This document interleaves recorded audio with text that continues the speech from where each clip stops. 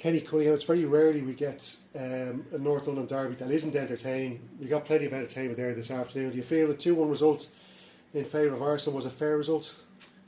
Yeah, maybe so. I think that they probably just did enough for Arsenal. Had a huge amount of possession of the football, spent most of the time in the Spurs half of the pitch. Just don't think they did enough with the possession in terms of creating clear-cut opportunities. There was a criticism of that Arsenal performance today. Spurs, on the other hand, offered very little, certainly for the first half an hour of the first half. Couldn't get any kind of rhythm to their play. Very few clear-cut opportunities, and probably scored with the first real chance of the game, and a brilliant goal that it was as well. I think Arsenal deserved their equaliser, a very well-worked goal. So at half-time, I think Jose Mourinho probably would have been the happier of the two managers. Second half, a little bit scrappy. I thought first kind of 20 minutes, a lot of turnover, wasn't a lot happening in both penalty boxes. But two probably key moments, same as every game. The penalty, which was awarded to Lacazette. I personally didn't think it was a penalty. Maybe a lot of people disagree with me, but I didn't think it warranted a penalty. I think Lacazette got his shot off. It was a horrible shot. Almost missed it. And I think he actually made contact with Sanchez and his follow-through. He actually kicked Sanchez for me more so than anything else. So my understanding is that wasn't a penalty. So I think Arsenal got lucky there. Sending off didn't help as well. But in a funny kind of way, it kind of pulled the Tottenham team together. The sending off kind of focused the minds a little bit. I thought they finished quite strongly actually the last kind of 15, 20 minutes of the game. Put some good crosses into the box. Great chance not great chance, but a great free kick from Harry Kane, almost snuck inside the near post. Sanchez nearly scored from the rebound. So, they were pushing towards the end. Tottenham showing a lot of credit and kind of character. But over the course of 90 minutes, looking at it objectively, don't feel you could make the strong enough argument that they deserve the point from the game, let alone the win. Tottenham now, I suppose, have a bit of an... Well, Jose Mourinho, when he analysed this game afterwards, he speaks to the media, he'll have a bit of an out, really, because Lamela gets sent off, so he plays with 10 men. He can kind of use that as a bit of an excuse. And as you say, he'll probably be a little bit happier the fact that his team still went at it for that last 10 minutes, came close maybe to getting an equaliser. Harry Kane came off the post. Yeah. So, considering they've won their last 5 matches, there's been a lot of question marks over the opposition they were facing. So I suppose his general feeling now after that game, Jose Mourinho, what do you think it'll be? I think he'd be maybe quite bullish, maybe look the old deflection tactics in terms of, we spoke about maybe the penalty. And you're right, probably talk up the character of his players, how they kind of finish the game. But I don't think he can finger point, he can mark Lamela sending off as an excuse in terms of how his team performed up to that point. I didn't think it was good enough. A number of his players just off the pace. Bale couldn't get into the game.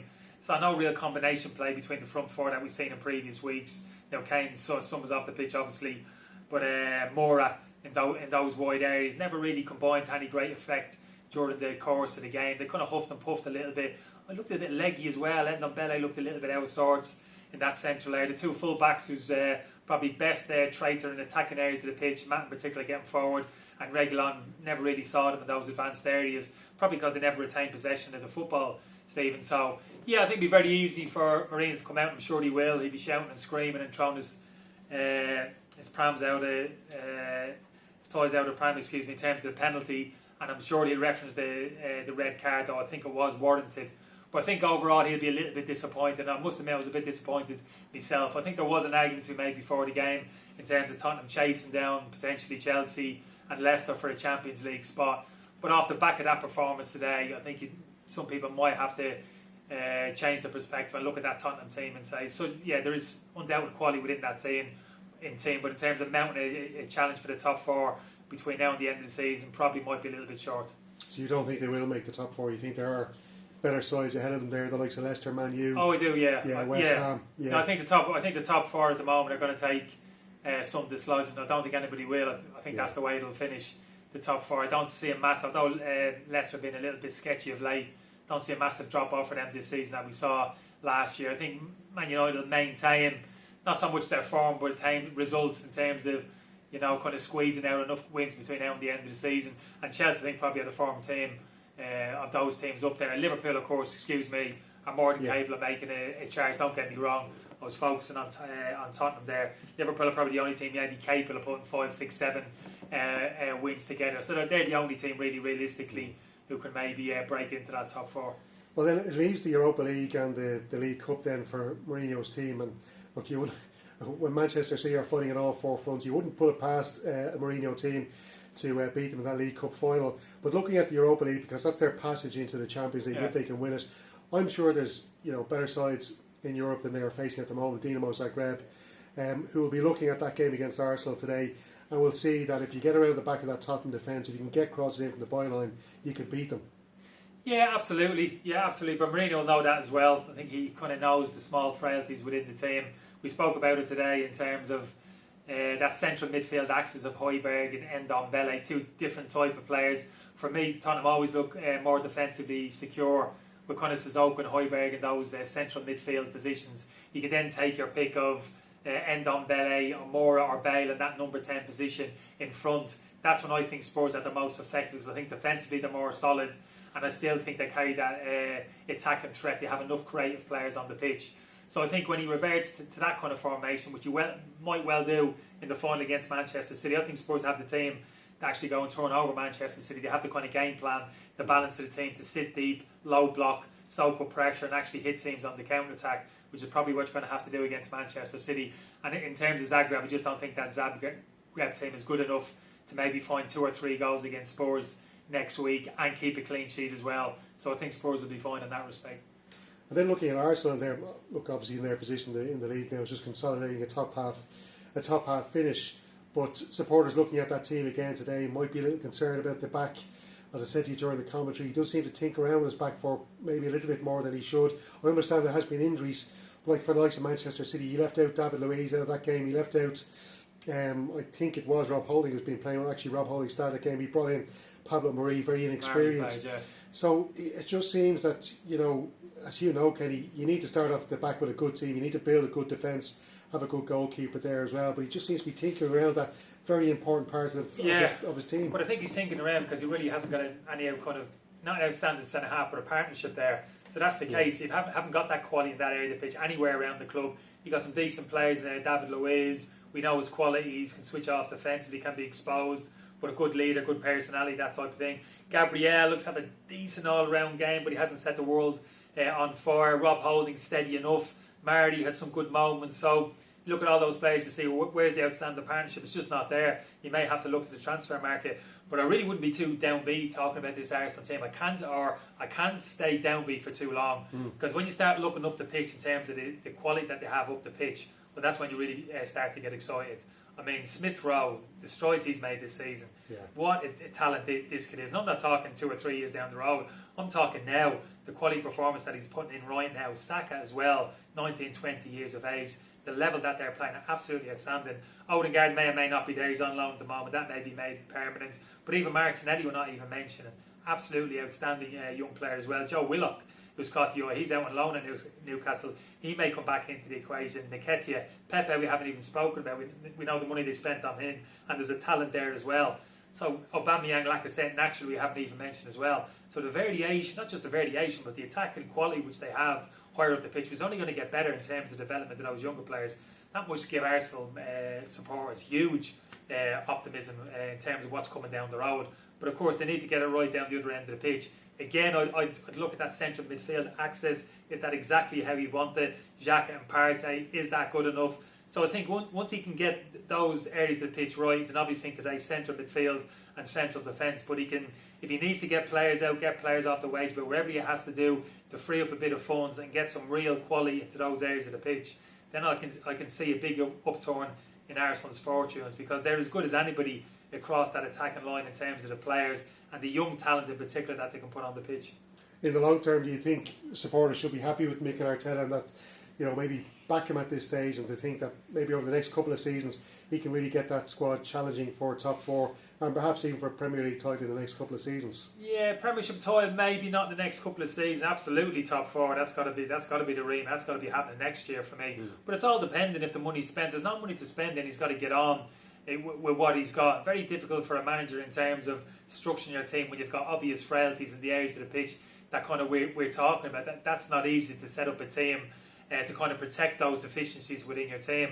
Far easier to say, look, he's not good enough, this is who I have to get in, can you go and spend the money? So I think if they back the manager in the transfer market and he can get those calibre of players, and not a huge amount of players, I think they're well served in kind of the full-back areas.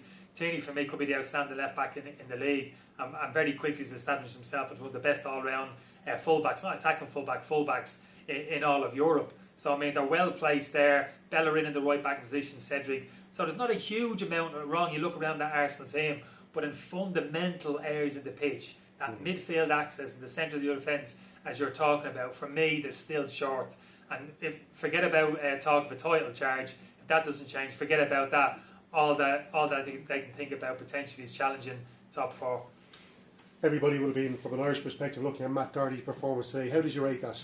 I thought he'd done okay, Matt. I felt a little bit disappointed. From very easy to look at that game today, Stephen, and say, "Oof, Matt, you found it difficult today." All of those Arsenal attacks were coming down their left-hand side, and they were. But it wasn't his responsibility. A lot of the time, he was driving out, looking to confront Kieran Tierney, and it was runners in behind them, that were causing the problems. And Tottenham just weren't set up today to deal with that. So I actually thought Matt got a little bit exposed down that side of the pitch. Felt a little bit sorry for him. So you think the defensive midfielder should be coming over to help well, out no, I don't personally. Well, the centre half. Exactly. I think players around them have to offer up some good cover. The distance has to be good. When Matt steps out, there's got to be reaction from players behind the right side of centre half, centre midfield. If that's the case, they've got to get in behind and track those runs. Look, there's a couple of times today, Tierney dropped the shoulder on him, got past and put a cross into the box.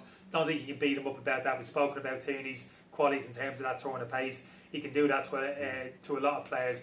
Just disappointed, didn't see a lot of Matt's attacking qualities. That's where his strengths are. But he's been playing better of late. He's back in the team. Clearly, he's got his manager's confidence back again. Didn't see the best of him today, but that would have been the case for most of the Spurs players. So hopefully, I'd expect him to start against Serbia this month, and hopefully, he can play a prominent role for the team. Well, this is the thing, because the man who rivals him for the right back position, Seamus Coleman, comes back from injury. Actually, he came off the bench in that defeat against Burnley. But do you think, as many people do now, that perhaps the two of them will play in the same team for Ireland against Serbia and against Luxembourg? Perhaps Seamus Coleman right back and Matt Doherty as a right winger as such? They could do, of course. I'm sure you can make that argument. I'm sure Stephen would say, I think, if that's the case, Matt's more than capable of playing the advanced area of the pitch. And I'm sure he could do an adequate job there. I don't think it's ideal, personally, for me. I think both players are at their best in an orthodox right back position, right wing back position in particular, for Matt, when they're coming onto the ball from deeper positions, when they're looking up the pitch and they're travelling in possession of the ball. For me, it's a totally different position when you're starting positions 15, 20 yards up the pitch and you're looking back down the pitch and arriving back towards the ball with pressure underneath you and operating in more congested areas. That's a totally different position for me. Some people don't quite understand that. So I think it's actually a reasonably difficult position for Matt or Seamus to operate in. So if you're talking about getting the both into the team, for me, it'd be one in a right back position and one in a left back position. Or actually the argument would be maybe one of them playing right side of a defensive three and one of them playing as a right wing back. That's the argument I'd make if you're going to get both of them into the team. I don't see them. Could they both play in a 4-4-2? Yes, I could. But is it getting the best out of both of them?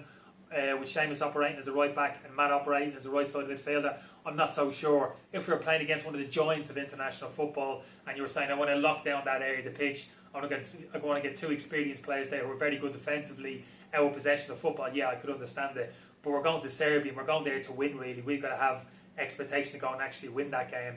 So I think for me the decision is to play either Seamus or Matt in an orthodox right back position. So I think that's how we'll play, with an orthodox back four, and then the decision is whether you throw one of the Matt in particular who can operate as a left back as well. But we wait and see. It's an interesting point of discussion, all right. Kenny, I've been following Luxembourg football for a couple of years very closely. They're an up and coming nation. They've been getting good results over the last couple of years. They gave France a 0-0 draw actually in the qualifiers for the World Cup a couple of years back. They're not a bad side.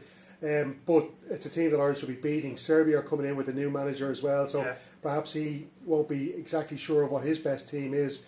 So maybe things like that are going in favour of Ireland, but certainly what's not going in Stephen Kenny's favour are the players available to him. In the last couple of international windows, he's lost so many players to injuries, to COVID-19, all that kind of stuff. He's had such bad luck, and now we've seen John Egan is out, James McCarthy is out. There's doubts now, serious doubts over Adam Ida, who might need to have a hernia operation. Aaron Connolly looks like he's out for what we think might be a rib injury. So those two players, especially Connolly and Ida, and John Egan as well, very key to what Stephen Kenny, the way he wants this Ireland team to play. It's a massive blow for him. Yeah, it is, but it's part and parcel of international football. He's not used for now, Stephen. He better get used. That's always the case. There's always kind of a disappointment when it comes that week or two leading up to international week in terms of pull-outs. So I don't think he'd be too despondent. I think it's important we try and be as positive and as optimistic as possible. I look at the squad potential which can come together, and I'm still quite optimistic in terms of the team that he can put on the pitch. You spoke about somebody outstanding, Adam in particular, and Aaron Connolly. Yes, we want those players available because they're the future. We want to get them involved and get them as experienced as possible, get as much game time on the pitch as is possible. That won't be the case. But for me, there's enough talent there already. I think there's some interesting points of discussion in terms of the central defensive pairing. You spoke about the full back position. Central defensive pairing is going to be an interesting one as well. And even that midfield axis. We've had the likes of Connor, Jeff Hendrick in there, James McCarthy for a period of time, and generally it's been 2 out of 3. Yeah. But I think Conor Horan, of course. Conor Horan, absolutely, yeah. But I think the likes of Jason Malumbi now, and Josh Cullen in particular for me, he's one I've watched the last kind of year and a half. You're saying you're an expert in Luxembourg football, I believe you.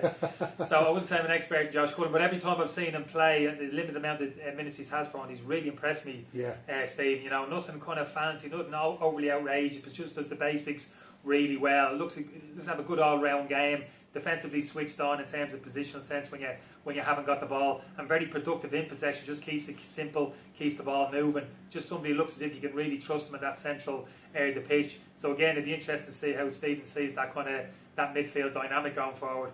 He's played a lot of senior matches, Charlton, now with Anderlecht in the Belgian league. Do you think that experience in another European league will make him a better player? Oh, I think so. It can only help. He's been on loan a few times, and he obviously spent some time at Charlton there last year as well. I think just game time generally. But I think you're right. Once you go to a different country, different culture, different kind of style of play, that can only help in terms of your all-round development. But I like what I saw anyway, Stephen, before he made that move to Anderlecht. So I'll be very interested to see how Stephen and the coaching staff sees it in terms of the balance of the team, how they see it for the game against Serbia. Because for me, it's a game, if we're nice and positive, and I think we will be, we know how Stephen kind of wants to play, possession-based game, get on the ball, kind of dominate. He wants to have an element of control to the game.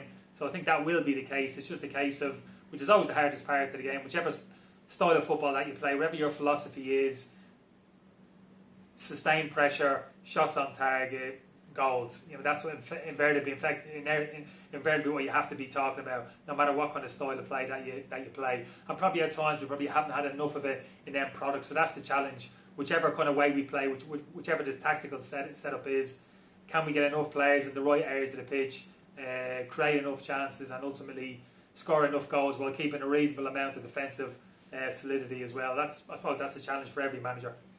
Thanks, Kenny. No problem.